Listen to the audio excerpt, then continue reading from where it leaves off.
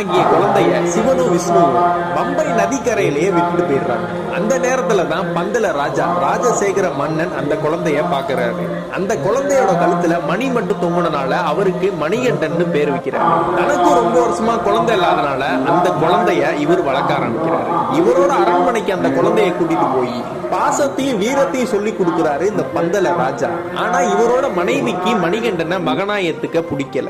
மணிகண்டனுக்கு 11 வயசு ஆகும் போது மணிகண்டன் தான் அடுத்த ராஜான்னு சொல்லி நாடு முழுவதும் பேசுறாங்க. அதனால பந்தல ராஜாவின் மனைவி ஒரு பிளான் போடுறாங்க. தனக்கு உடல்நிலை சரியில்லாத மாதிரியும் அதை குணப்படுத்துவதற்கு புலிப்பால் குடித்தால் மட்டும்தான் அது சரியாகிற மாதிரியும் ஒரு பிளான போட்டு மணிகண்டனை புலிப்பால் கொண்டு வர ஒரு காட்டுக்கு அனுப்புறாங்க. அந்த பந்தல ராஜாவோட மனைவி மணிகண்டனை சாதாரணமா எடை போட்டு புலி அடிச்சு மணிகண்டன் இறந்துருவாருன்னு நினைச்சாங்க. ஆனா அங்க என்ன நடந்ததுன்னு தெரியுமா? ஆனா நம்ம மணிகண்டன் புலிப்பால் கறந்தது மட்டும் இல்லாம ஒரு புலி பட்டாளத்தோடைய